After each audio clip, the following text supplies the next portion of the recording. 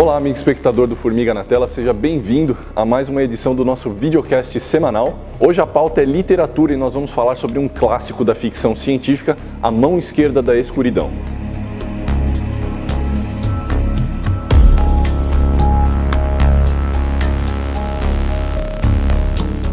Em 1968, a gente está ali no auge, no período mais aquecido, talvez, da literatura de ficção científica. A gente tinha alguns dos maiores nomes da história desse gênero na literatura em atividade, o Clarke, o Asimov.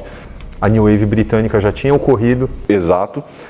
Todos nomes masculinos, e a gente tem despontando no meio desses caras uma mulher, o que parece assim, algo frugal de se dizer, mas é extremamente importante porque ela não só era uma grande escritora, Ursula Le Guin, como foi uma das maiores, né? Assim, é conhecido a afirmação do crítico literário Harold Bloom, que é um dos maiores críticos de todos os tempos, dizendo que a Le Guin, mais do que o Tolkien, criou um corpo fantástico e de ficção que perdura através das eras em termos de influência. E acho que é extremamente justo a gente dizer isso, principalmente tendo em vista A Mão Esquerda da Escuridão, que é não só um colossal livro de ficção científica em termos de qualidade, como também é um dos livros mais influentes da história desse gênero e da literatura também como um todo, por conta do debate que ele propõe sobre um tema que na época estava em voga, mas que as pessoas ainda tinham medo de falar sobre, que é a questão de gênero e sexualidade. Na verdade, eu acho que até essa pecha de ficção científica feminista, tal, eu não sei até se algum livro anterior, A Mão Esquerda da Escuridão, ele recebeu esse rótulo posteriormente, mas eu acho que o debate ele nem fica só dentro dessa esfera, ele tem que se abrir para a gente falar mais, para a gente desfrutar mais de tudo que o livro nos oferece. Porque eu acredito que você falar, isso aqui é uma ficção científica feminista, é a mesma coisa que você reduzir somente não só reduzir um aspecto, mas você pegar e falar, por exemplo, que Robert A. Heinlein é uma ficção científica militarista, entendeu? E não é apenas isso, ele pode ser também isso, mas não é só isso. Acho legal falar que, assim, 1968 e tal, ela escreve em 68, Mão Esquerda vai sair em 69. Ele já é o terceiro ou quarto livro, né, do ciclo Hainish, né, que são livros sutilmente interligados, mas não necessariamente você precisa ter lido todos, ter lido em série para entender. E aqui nós temos como premissa um emissário, um enviado de uma guilda interplanetária benéfica, o Ecumen, né? Seria um equivalente a uma ONU espacial, né? Um conjunto de planetas que se unem por interesses culturais e políticos, mas que não constituem uma unidade, né? Sim. Eles estão juntos por conta de uma herança, que é a herança humana. Todos os planetas são habitados por seres humanos, mas por variedades de seres humanos que obedecem a uma evolução distinta em cada planeta. E aí a gente volta àquilo que você estava falando agora há pouco, que é de fato a parte mais interessante e que talvez deveria ser a pecha, né, que é a palavra que você usou, a pecha pela qual o livro deveria ser conhecido. Ele é, antes de tudo, um estudo antropológico. Sim. Ele propõe a visão de que os seres humanos, devido à sua condição neótena, devido à sua adaptabilidade, eles necessariamente iriam evoluir de forma diferente, estando em ambientes diferentes, desenvolvendo uma dinâmica social e política distinta devido ao ambiente em que eles vivem, mas entra principalmente naquilo que é o mote do livro e que leva a essa rotulação de feminismo, mas que na verdade não é isso, porque ela não queria afirmar o gênero feminino, porque, voltando à premissa do livro, o que esse enviado da Terra, o Genli Ai, ele encontra nesse planeta, o Gente, que na língua... Getten, né? É Getten. É Getten. Eu não sei como pronunciar, eu só li o negócio. Getten, não sei, né? Vamos chamar de Getten. Tá bom. Esse emissário, o Genli Ai, ele se dirige a esse planeta, o Getten, que no idioma local significa inverno. O planeta é todo descrito como um planeta muito frio. Pense em Hoth, de Star Wars, você vai ter uma visão, várias referências nerds. E nesse local ele encontra uma raça humana, só que é uma variedade de seres humanos que são... andrógenos. Então, eles... Aí tá. Andrógenos hermafroditas, né? Então, não seria correto dizer nenhum nem outro, porque durante 24 dias eles não têm gênero. Eles não têm um gênero definido, eles não são nem homens nem mulheres. Mas eles passam por um período chamado Kemer, ou Kemer, né? Não sei, em que eles despertam a sexualidade e naquele momento eles escolhem o gênero ao qual eles querem pertencer durante esse período fértil. E o curioso é que ela toma o cuidado de deixar bastante claro que eles não têm uma preferência por nenhum dos gêneros. Talvez assim, não é descrito isso no livro, mas você é levado a imaginar que talvez alguns indivíduos tenham particularmente uma preferência por um gênero ou não, mas no geral a sociedade não tem. E a descrição que ela faz dessa sociedade é extremamente interessante porque é uma sociedade que não tem guerras, que não tem conflitos em escala política e internacional. Assim, existem tramas políticas que a gente até... Intrigas palacianas, né, que tem mais a ver com o ego do indivíduo em questão, dos personagens em questão, o rei, o próprio Estraven, né, que é o companheiro do Genliai, no companheiro. Assim, esse é outro negócio muito interessante do livro. Por uma questão linguística, onomática, ela descreve os habitantes de Gethen como eles. Mas isso não pode ser levado no léxico da palavra em relação ao seu gênero. É uma limitação do idioma inglês. Sim. E isso também do português, né, que tem essa questão de gênero. E é curioso porque ela deixa bastante claro que no idioma de Gethen isso não existe. A coisa do gênero não se aplica. E é interessante esse estudo antropológico que ela faz, que ela herda, inclusive, dos pais dela, que eram antropólogos e médicos, pessoas acostumadas a estudar a condição humana. A Legan já veio de um berço letrado, né, privilegiado, mas, de fato, ela era uma pessoa muito à frente da época e da sociedade dela. Isso porque nós estamos falando de 1968, tem toda a questão do maio de 68, aquele progressismo repentino vindo das vozes jovens daquele momento. Isso porque a Legan não era necessariamente jovem já naquele período, né, já era uma adulta madura. Mas assim, o que ela, voltando à questão do livro, é extremamente interessante porque ela demonstra que existe, e nós sabemos que isso existe. Eu acho que essa é a parte mais interessante do Mão Esquerda. Não é uma ficção, não é estritamente assim, abstrato. Existe ali uma tese metafórica que ela está trabalhando e que tem raízes no estudo da antropologia humana, que é o fato de que a nossa política, a nossa sociedade se desenvolvem em relações de poder que também se referem ao gênero, à questão de gênero. A sociedade geteniana não possui guerras, não possui conflitos em escala internacionais, porque não existe a disputa de poder entre os sexos. Não existe o desejo de um de dominar e não existe o desejo do outro de se submeter. Então você encontra uma sociedade que é muito mais planificada e, de certa forma, até mais complexa de se compreender, porque os seus conflitos, as suas dificuldades, as suas disparidades têm que ser analisadas em um nível muito mais individual, na psique de um elemento distinto do resto da sociedade. A vontade de poder de Nietzsche, ela é completamente desmontada. Sim. A partir do momento que a identidade de gênero ela é descartada.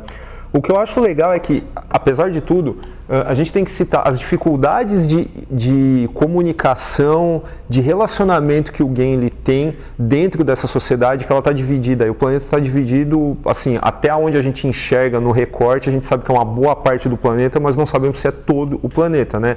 Que é o Karhide, né? E Orgoren. Na verdade, são regiões muito provincianas, né? Porque um é um parlamentarismo retrógrado, o outro é uma monarquia. Ao mesmo tempo que tem uma monarquia até de características absolutistas, né? Exatamente. Mas tem a questão também de que essa sociedade ela não é muito desenvolvida, ela sequer tem máquinas voadoras. E aí, a partir do momento que eles recebem um visitante que diz que vem do espaço, diz que vem de uma cooperativa intergaláctica enorme, que visa o benefício mútuo, né? Sendo que eles estão sempre com picuinha com seus vizinhos. E mais, eles veem esse cara que tem um gênero definido 365 dias do ano, né? 364, né? No caso deles, né? Um pouco menor, né? Por causa da rotação do planeta e tal. Mas eles acham aquilo uma perversão, né? Eles veem aquilo como uma coisa, não como uma consequência natural de outro sistema, mas como uma perversão. Agora, mais importante daquilo que você falou, não existem guerras, a sociedade ela é mais planificada e tal. Só que eles deixaram de alcançar muitas coisas justamente por falta de um ímpeto, que talvez a identidade de gênero é que a gente não está fazendo nenhum tipo de julgamento, a gente está só especulando, como a própria Úrsula faz, e ela explica isso muito bem no seu prefácio, falando, eu não estou dizendo que a sociedade ideal seria de andrógenos, de hermafroditas, que se abolisse o gênero, tudo ficaria maravilhoso e tal. Não, isso aqui é um exercício de imaginação muito filosófico, muito profundo, né?